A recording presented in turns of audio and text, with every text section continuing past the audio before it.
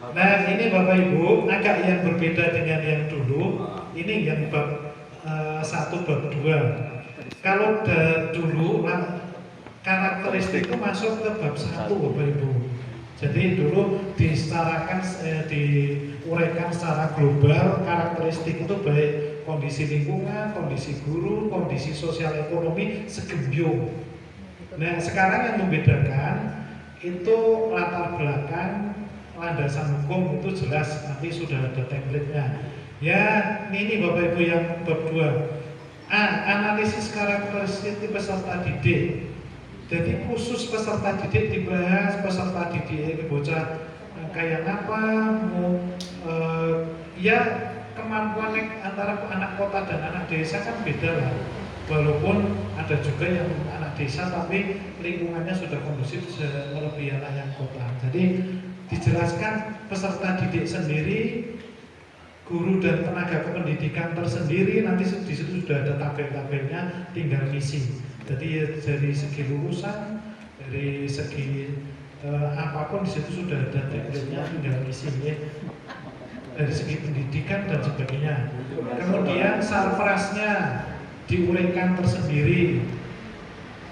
Dan kalau dulu segembyung, sekarang sendiri-sendiri. Kemudian yang ini analisis keterlibatan orang tua untuk mendukung pengembangan peserta didik juga ya. Karena saya tahu ya, cerita beberapa sekolah, ada sekolah desa melebihi peduliannya dengan kota. Contohnya Jenggul lah. Jenggul jelas walaupun kota itu keterlibatan orang tua beda dengan di SD 1 Karangkobar, walaupun di kecamatan tapi luar biasa sana.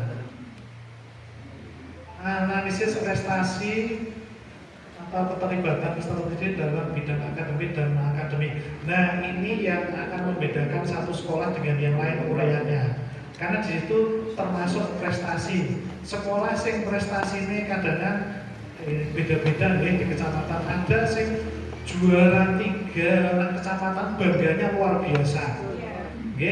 Anak sing juara kabupaten biasa-biasa saja. Contohnya Kerandegan 1, Kerandegan 4 juara kabupaten kan terus biasa lah. Tapi ada juga yang di kecamatan terus pirang-pirang atau juara 3 kecamatan terus bangganya luar biasa pas laporan ke rapat pleno. Nah ini yang dituliskan. Nah ini yang membedakan lagi ini Bapak Ibu yang G. Analisis rapot pendidikan di template-nya sudah ada dan saya disampaikan Pak Budi tadi. Ini bahan untuk review kurikulum di sekolah. Karena selama ini ada juga sekolah yang sudah semuanya terlibat, tapi banyak tidak sedikit juga sekolah yang operator itu buka kalau kepala sekolahnya, karena nek orang buka kan konangan deh. Kemarin sudah urung buka konangan, urung download konangan, akhirnya dibuka, di-download buat diwacan orang dibuka. Nah, harapan kita jelas ini Bapak Ibu dianalisis mau tidak mau sekolah harus buka dan buka. Tolong sampaikan ke teman-teman kita bukanya bareng-bareng WLCD. Jadi ketika mengeksplor itu akan bisa semuanya terlibat. Nah misalnya punya orang itu berarti guru yang tidak peduli, ya. Atau kepala sekolah itu sekolah jangan itu buka berarti kepala sekolah tidak peduli. Kemudian layanan inklusi Bapak Ibu perlu diuraikan karena apa? Kita sekolah negeri itu tidak boleh menolak peserta didik. Walaupun di aturan itu sudah jelas sekolah negeri itu menerima anak inklusi dalam kategori sedang. Nek disuturi sedang apa berat? Berat, tapi orang-orang ditolak. Kayak Bonyo ada salah satu SD yang muridnya ada yang disuturi. Anak dari 3 sih Pak ya? Ada yang dari 3. Nah, kita nggak boleh nolak walaupun masalah kenaikan kelas yang nolak. Karena sekarang gini Bapak Ibu, di aturan terbaru, aturan kenaikan kelas itu ora jelas, hanya secara umum. Kemudian bagi anak yang berkebutuhan khusus itu untuk kategori itu beda dengan anak yang tidak berkebutuhan khusus. Artinya memang cenderung sekarang ini nek ora parah banget tetap dinaikkan. Walaupun kondisi ini bagi kita sebagai seorang pendidik bukan untuk meningkatkan kualitas, tapi justru merusak pendidikan. Ya, kita merasakan kalau jelas bahwa kita juga bagian dari guru. Dengan kelonggaran dari pusat itu akhirnya apa? Kemarin kita juga prihatin membaca berita kepala sekolah diberhentikan karena ada anak siswa SMA yang tidak naik akhirnya bunuh diri. Bunuh diri sih salah kepala sekolah dicopot. Saya baca kemarin bulan mengawasi. Untung betul pengawasnya. Padahal tidak naik itu karena bukan anak istimewa, orang mungkin istimewa bukan masalah kemampuan, biasanya nakal luar biasa. Nah, itu yang diberhentikan kepala sekolah. Itu yang kita prihatin, akhirnya semua pada swab, tapi nggak apa-apa lah, ini dinamika sekarang yang sedang ada ya kita ikuti saja. Kemudian di bawah inklusi komunitas belajar, ini sudah jelas Bapak Ibu dengan adanya jam belajar kepala sekolah, jam belajar guru. Kemudian sekolah ramah anak Bapak Ibu itu wajib. Kemudian sekolah sehat wajib dibahas dan wajib ditekankan. Saya kemarin ketika rapat awal tahun dengan teman-teman kepala sekolah, pokoknya kami berharap semua sekolah yang pertama harus tamannya bagus, rindang dan bersih. Nek ora bisa kuwi minimal apa? Minimal resik. Karena apa? Wis tandurane kembang karo sukete dhuwur sukete dimutakan. Saya itu pernah ke sekolah, tolong Mas ya, yen jenengan perintah bocah ora kudu gurune sing resik. Nang arepan pot kuwi dhuwur sukete timbang mungkin kembangnya. Maka saya sampaikan, saya pokoknya menuntut satu sekolah itu harus butuh tanaman bagus, kemudian tanaman terawat dan bersih. Tapi nek ora minimal resik, intinya apa? Dan gue sekolah-sekolah ora resik itu ya jadi beban kita juga. Ketika kita ke sekolah kok ngarepe kayak gue pembelajarannya juga kita pertanyakan. Tapi nek sekolah kok di depan terawat, anak itu tidak harus kembang sing bagus-bagus. Terawat biasanya pembelajarannya juga terawat dengan baik. Kemudian branding sekolah ya. Branding sekolah kita kemarin membahas di Solo ya, kita terlibat di sana. Branding sekolah kita tidak muluk-muluk. Sekolah nanti lingkungan pertanian ya sudah brandingnya sekolah hubungan dengan pertanian. Branding sekolah misalnya sekolah anak lingkungannya agamis, sudah branding sekolahnya misalnya sekolah negeri, rasa, madrasah dan sebagainya. Jadi branding sekolah jangan membebani dan kita selaku pengawas harus bisa memberikan solusi tentang branding sekolah. Branding sekolah tidak harus muluk-muluk sekolah gede, sekolah canggih dan sebagainya. Tidak harus begitu. Menyesuaikan dengan kondisi lingkungan saja. Nek ora bisa dari branding sekolah kebangetan lah. Sekolah wajib branding ini maksudnya saya harap diunggulkan apa nih? Bersihannya, keindahannya, prestasinya. Sekolah desa, prestasi kota, branding seperti itu. Saya dulu tuh takutnya branding sekolahnya sekolah-sekolah top punya brand tersendiri, ternyata tidak harus begitu. Kalau terkait branding berarti fokus kepada tujuan anak siswa ya, bukan. Ya walaupun pengelolaannya si guru, tapi kemudian diuraikan di situ khususnya anak. Kalau branding itu garis besar Bu. Branding itu kan sekolah, baik itu masalah pembelajaran, manajemennya, masalah lingkungannya, misalnya branding sekolah, walaupun sulit air tapi di situ kok bisa menjadi sekolah adiwiyata. Berarti ya yang diunggulkan kan bukan pembelajaran, kalau adiwiyata minimal. Jadi secara global lah mana yang akan diunggulkan, bisa pembelajaran, bisa prestasi karena ekstranya, bisa karena lingkungan kerjasama karo TPQ-nya, jadi ngaji ini dan sebagainya. Itu yang kita. Idealnya itu berapa? Branding itu Satu aja Bu, satu aja menjadi branding sekolah. Apakah boleh berubah? Boleh berubah setelah sekian tahun. Tadinya hanya sekolah mengefektifkan itu, ternyata suatu perkembangan yang bagus bisa jadi branding prestasinya.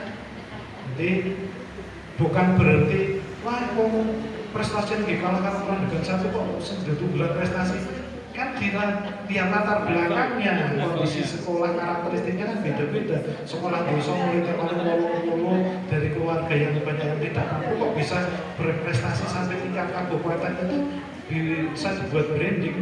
Luar biasa.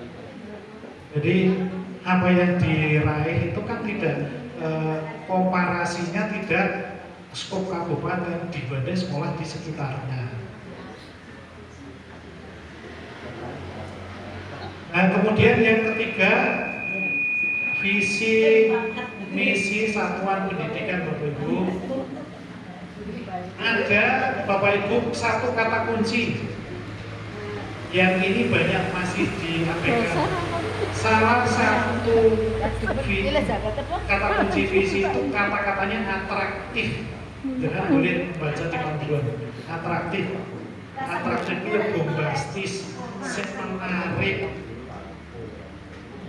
Orang kalimatnya biasa malah kayak kalimat saya kemarin ikut salah satu rapat pleno kalimatnya jadi banyak iya.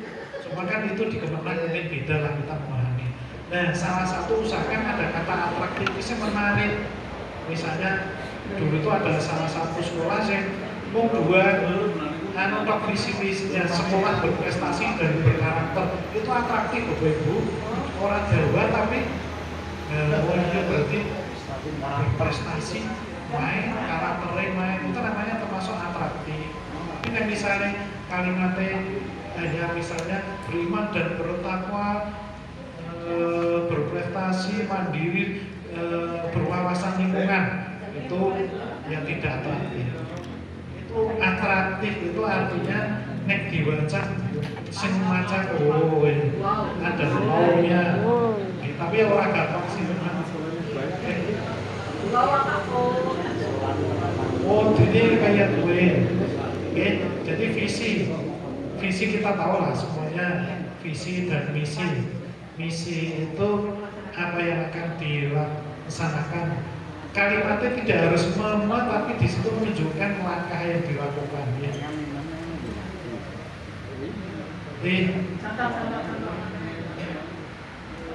Ya misalnya pelaksanaan pembelajaran secara efektif. Dan di situ ada misalnya berprestasi dan sebagainya. Melaksanakan pembelajaran ikut maksudnya kegiatan ibadah di sekolah itu misalnya beriman bertakwa kan kudunya nyambung gue. Kalau yang akan dilaksanakan apa bukan misi? Ya misi, misalnya misi, visi, betul saya bicara misi tadi. Misi tidak harus dengan menggunakan kata me, tapi kebanyakan me. Nah, sampaikan tadi misalnya aplikasi pembiasaan aplikasi pembiasaan keagamaan di sekolah kan tidak me, tapi berarti sudah mengaplikasikan teori keagamaan. Kalau visi yang tadi saya sampaikan yang dilakukan sebenarnya misi. Kalau visi itu tadi misalnya teruji yang akan dituju dan apakah visi tercapai? Tidak mungkin tercapai. Angan-angan kan betul sekali. Biar Bu Muji kalau orang kopinya. Selamat datang Bu Muji. Misi itu sarana yang akan dirasakan untuk mewujudkan visi. Visi akan tercapai tidak bakal tercapai. Apa mungkin bocah ini lulusannya beriman bertakwa, bocah kreatif kabeh, terampil kabeh kan enggak. Tapi angan-angan lah namanya cita-cita itu ketercapainya bisa 90%. Tapi kalau 100% itu enggak bakal lah. Bisa 80%, bisa 75%. Itu abstrak. Oke. Mungkin dari dulu kita sudah dibahas tentang visi, zamannya Pak Narto kita misalnya wali murid itu keinginan apa, kemudian diakhiri dengan dalam suasana bagaimana gitu. Kemudian yang berikutnya ada aturan atau namanya ketentuan visi itu ada mencantumkan P5-nya. Apakah sekarang P5 sudah tidak ada, sekarang mencantumkan profil lulusan, apa harus itu? Apakah tadi hanya cukup yang atraktif saja? Enggak Pak. Baik, terima kasih. Kemarin persepsi kita masing-masing berbeda nih. Kemarin ketika narasumber dari SMP, kalau salah, nggak salah Pak Salah itu yang sekarang pensiun, Pak Jika, visi, gue kudu mencantumkan gigi, terus saya tanya berarti seluruh Indonesia sih Pak Jika, ini nggak salah, kenapa kita perdebatkan, padahal kita itu ngacunya ke panduan. Jadi mengacu dengan besok boleh membaca di panduan kurikulum. Jadi apakah setiap saat wacana berbeda-beda tergantung yang membuat panduan. Yes. Zaman ini Pak Narto dan janjinya intinya orang hampir sama. Intinya visi itu apa yang akan kita capai anak-anak kita. Tetapi ini yang saya juga masih agak bingung Bapak Ibu. Kalau sudah bicara untuk beriman, bertakwa, mandiri dan sebagainya, kemudian ini berkarakter. Padahal berkarakter itu mencakup itu semua. Ini apa betul? Nah, monggo jangan bisa menerjemahkan nanti baca di panduan. Tapi yang saya baca kemarin salah satu kalimat visi yang baik itu ada atraktif. Atraktif itu artinya bahasanya menarik. Jadi malah menarik. Berarti orang bikin penasaran loh. Kayak gue setelah dibaca baru nanti. Itu bagus ya. Jadi dari dulu perkembangannya berbeda-beda tergantung dari monggo sebentar Pak Kabit, tergantung dari panduan yang membuat. Panduan tiap tahun yang kemarin dengan sekarang agak berbeda. Monggo sebentar.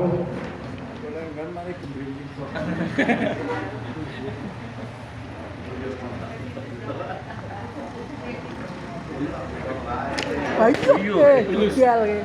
Panjang udah menggulung-gulung gue. Bisa wae. Yo gigal kok kesenggol. Jane kesenggol gigal. Bolong-bolong. Jane bolong-bolong masalahnya.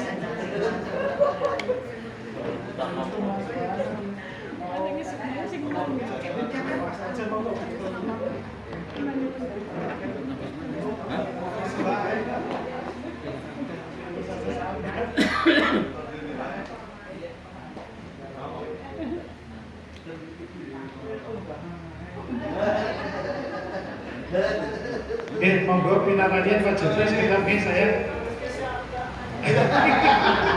Nah biasanya kan monggo langsung Pak Kabit ini sebentar ya. Tadi yang disampaikan Pak Agus dari zaman dahulu, zaman Pak Narto dan sebagainya dinamis Pak Agus. Jadi tiap tahun tuh panduan berubah. Jadi yang saya baca di panduan jangan boleh bukan nanti ada kata-kata atraktif. Atraktif itu mungkin bahasanya menarik ya, walaupun mungkin bahasanya biasa tapi yang kata-katanya diubah. Jadi bikin orang penasaran itu namanya atraktif. Jadi tidak harus sing aneh-aneh tapi menarik. Kita lanjut ya.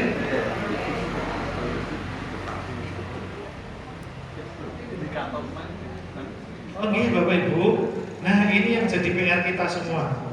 Kemarin itu di struktur dokumen itu sudah betul karena sudah ada template-nya. Tetapi yang jadi keprihatinan antara visi, misi dan indikator itu betul nyambung.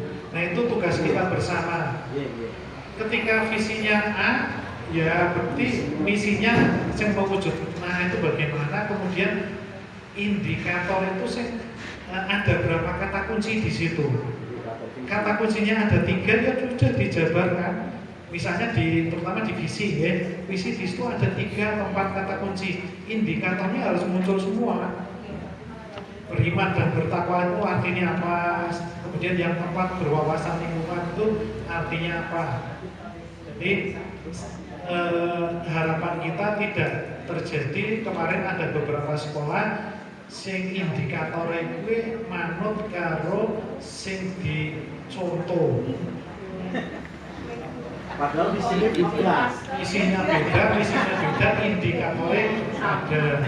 Apakah itu di Pakistan nggak ada? Saya menemukan ada kalau nggak salah 2 SD itu tak koreksi, tak kembalikan, tak coret, tolong diperbaiki sesuai dengan yang ada di atasnya. Anak-anak juga ada. Jadi bukan sekolah itu tidak mampu Bapak Ibu, cuma kadang kan awang-awangan musiknya aman ya, tapi ketika dikoreksi ya walaupun kurikulum itu mungkin buka ijazah, tapi nanti dicek kan misi-misi ini.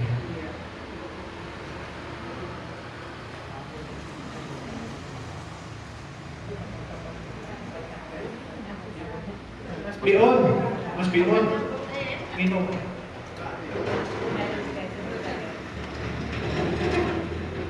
Kita lanjut Bapak Ibu, visi misi tujuan satuan pendidikan, jangan supaya kalau tujuannya kemarin insya Allah sudah tidak banyak masalah. Artinya ketika tahun kemarin mungkin juga ketika tahun kemarin visi tujuan sudah benar ya nggak perlu diubah lagi ya. Ini bila mana memang diperlukan, apakah ada ketentuan visi itu berubah tiap tahun sekali? Tergantung kebutuhan Bapak Ibu. Ketika di situ kok sudah oke kayaknya suara sesuai, biasanya gara-gara kepala sekolah punya ide, biasanya visinya berubah. Ya, tapi yang jelas proses untuk pembuatan visi misi harus sesuai dengan prosedur, melibatkan pihak-pihak yang terkait, termasuk kepala pengawas sebagai narasumber, itu wajib. Ya. Oke, kemudian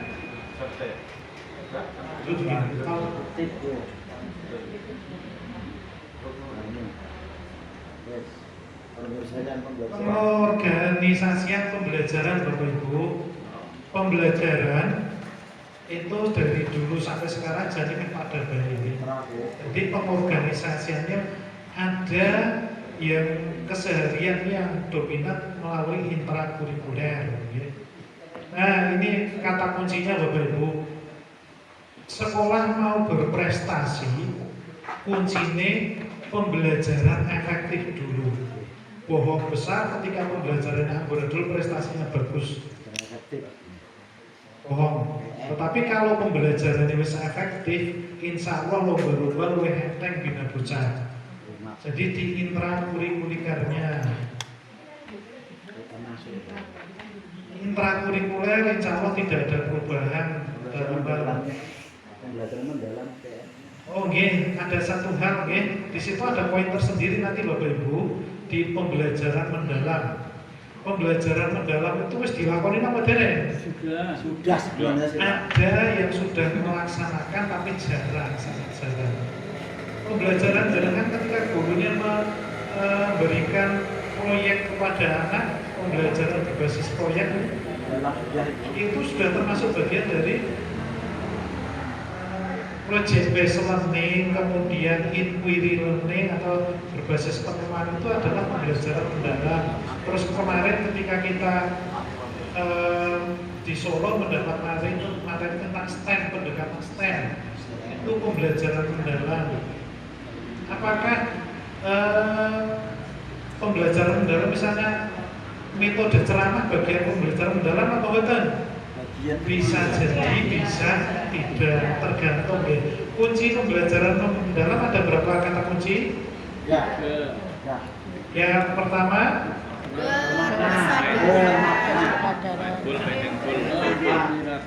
BBM bermakna disik. makna, berkesadaran, terus yang satu Menyenangkan. joyful, Menyenangkan, menggembirakan. Kesadaran. Betul, karena apa? Nah itu yang berkesadaran itu yang menjadi poin pertama. Karena apa? Engel Bapak Ibu. Kalau anak merasa tidak butuh kan pembelajaran rasanya malah ya milu baik. Tapi kalau sudah ada berkesadaran, kuncinya apa Bapak Ibu? Guru wajib memberikan motivasi. Saya itu berbagi pengalaman gitu. Ketika saya ngajar dulu di kelas 6, saya itu biasa aja bukan pernah, sering sekali persepsi saya itu melebihi setengah jam. Saya pernah beberapa kali persepsi saya itu 1 jam.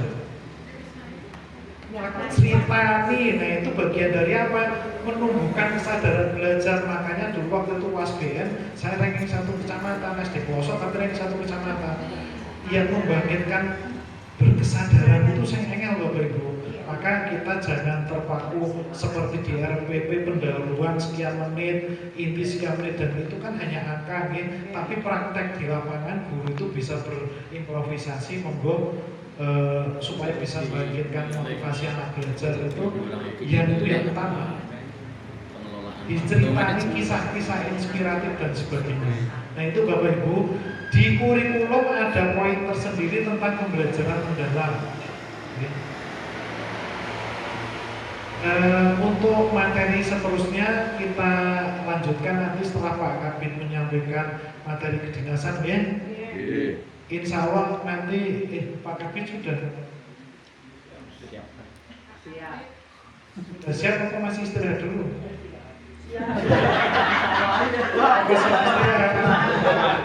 Baru bangun lagi. Aja pilihan. Bapak Ibu, terkait dengan pembelajaran mendalam, kalau coding itu memang kita pengawas harus tahu coding Bapak Ibu ya. Lewat guru pintar pada bayar guru pintar. Karena seharusnya pelatihan ini pada coding. Yang penting kita tugas kita masalah coding memotivasi. Guru-guru monggo jenengan coding sing apik ngajari nyong wis tuwa ora pinter. Karena memang ternyata tidak mudah pembelajaran coding itu dari apa yang di kalau misalnya sekedar kanva dan sebagainya jauh gampang, kulit juga mudah, tapi yang lain agak sulit. Ada yang gampang, ada yang agak sulit.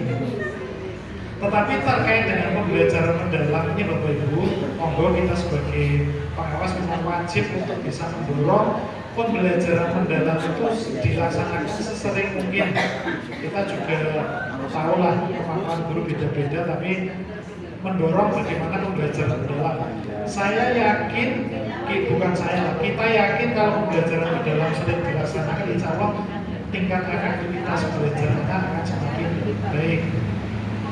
Lanjut. Pak.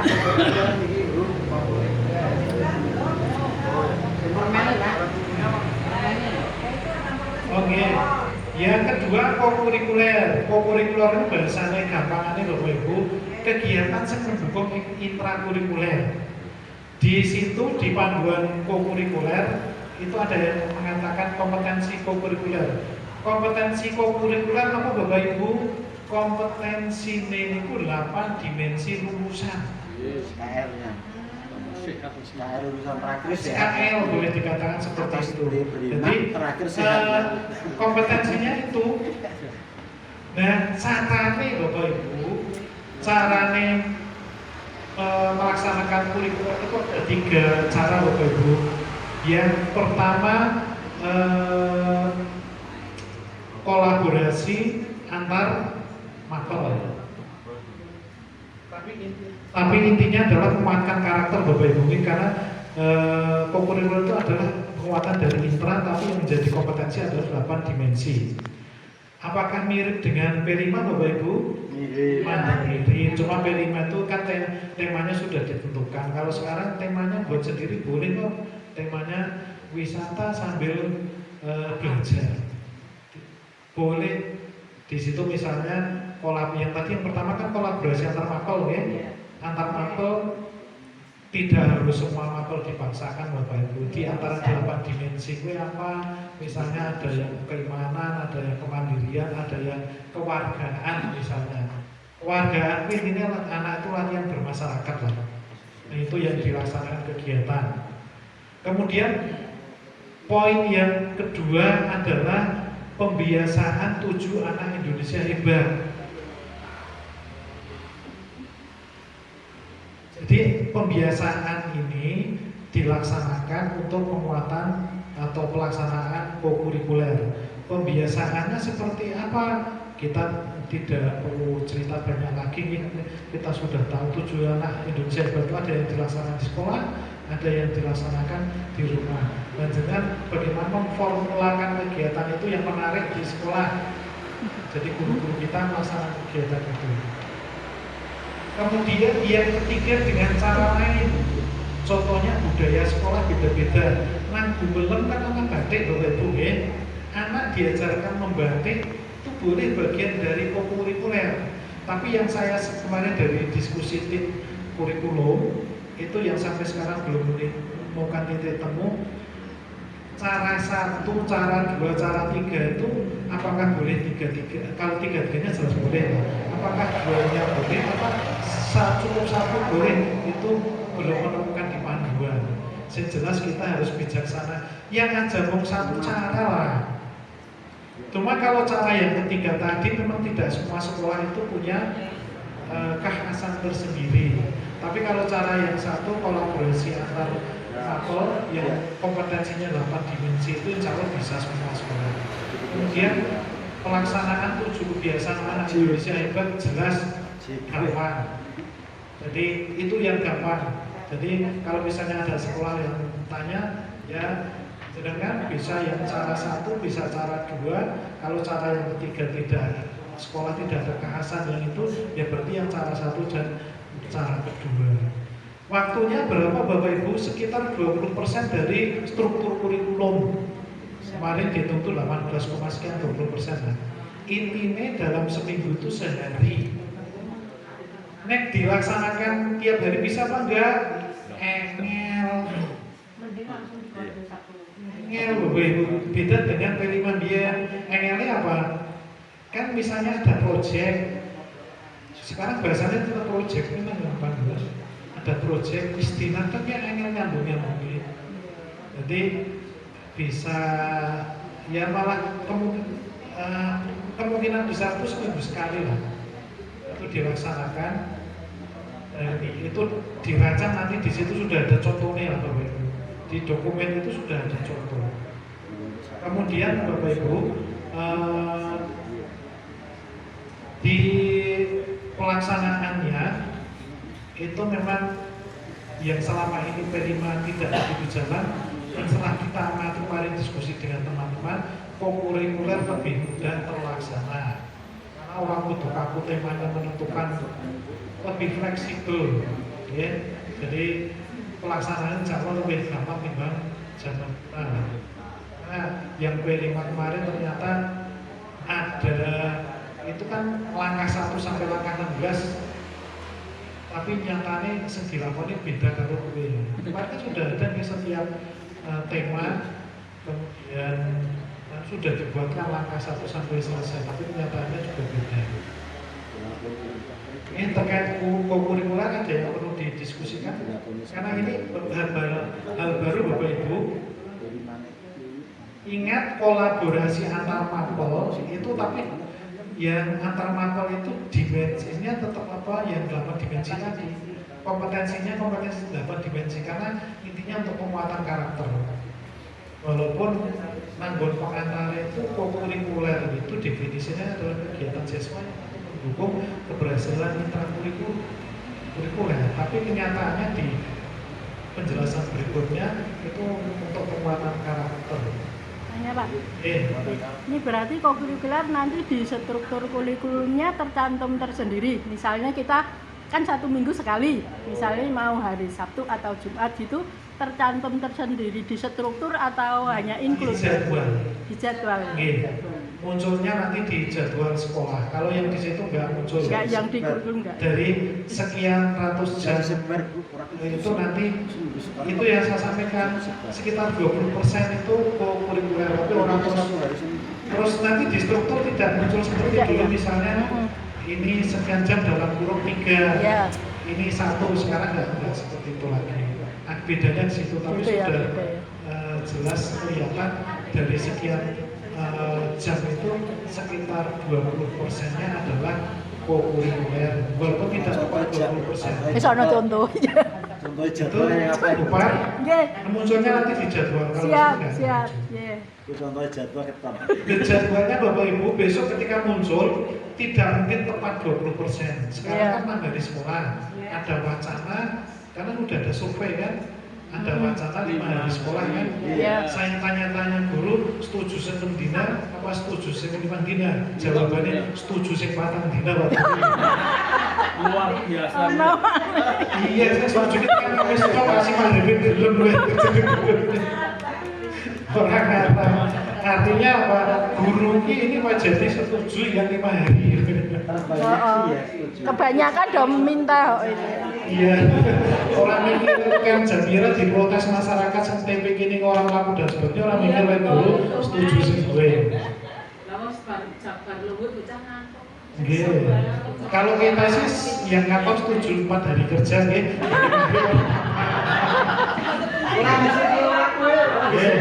Demikian Bapak Ibu, terima kasih ya. Terima Dia kasih. jelas sing kurikulan itu apa harus berupa praktek, artinya bisa project atau bisa pemecahan masalah. Kalau berupa pemecahan masalah kan memang yang prioritas kan di project itu. Betul sekali Bu Yaya. Jadi dalam 1 hari itu kan orang mungkin teori tok, malah justru banyak prakteknya, justru didorong namanya kurikuler kan lagi prakteknya beriman dan bertakwa untuk pendidikan agama, otomatis praktek sholat, praktek apa yang beragama namanya 100% Islam, yang IPA-nya misalnya mengamati bentuk daun dan sebagainya itu kan praktek, tapi menguatkan karakter anak jadi kreatif, anak jadi berpikir kritis dan sebagainya. Nah itu 8 dimensinya di situ. Oke, usahakan banyak karena proyek kan banyak praktek ya. Teori mungkin sudah di kurikulernya. Oke. Nah itu tambahan itu. Ini Bapak Ibu gambarannya struktur. Ini agak beda dengan dulu. Ya, nah ini per minggu 20 jam, per tahun 216, per minggu 6 jam. Kalau dulu dalam kurung, kalau sekarang sudah jelas di belakang itu ada per minggu sekian jam ya. Itu tidak muncul kurikulernya, atau kalau dulu kan terpisah karena itu proyek P5. Kalau sekarang itu enggak, tetap per mapel. Jadi kurikuler bagian dari satu mapel itu gitu. Itu ada gambaran Bapak Ibu gitu, strukturnya kayak gitu. Itu Gitu, kelas gitu. 1 per minggu 6, maksudnya 6 jam apa gimana? 6 apa? Oke. Terus ini Bapak Ibu, tolong jenengan, saya itu sering mengingatkan sekolah, tapi juga sekolah belum Per minggu jenengan. 6, maksudnya Yang anak sekolah, 6 kalau jam sekolah apa? sekolah terus balik itu jelas salah kelas 1 Bapak Ibu. Libur bagi Apa mana jam 10? hari 5 hari bagi apa? Sekolah bagian dengan pembiasaan banyak, tetapi balik ini tetap jam 10. Nah itu yang jadi PR kita Bapak Ibu. Jenengan tolong cek jadwal. Setelah dicek jadwal, jenengan bukan jenengan masuk jam 9 kondur kan orang pernah. Jadwalnya ngecek jadwalnya ketika jam 10 pulang. Jadi kondurnya jam sekolah sponsor sedikit ya. Seperti itu. Saya berulang kali mengingatkan, tapi juga masih banyak juga sekolah yang setengah 11 pulang kelas 1. Terima kasih Bapak Ibu untuk seterusnya. Monggo kepada Bapak Kabid untuk bisa menyampaikan materi kedinasan. Terima kasih. Mohon maaf atas kesalahan. Assalamualaikum warahmatullahi wabarakatuh.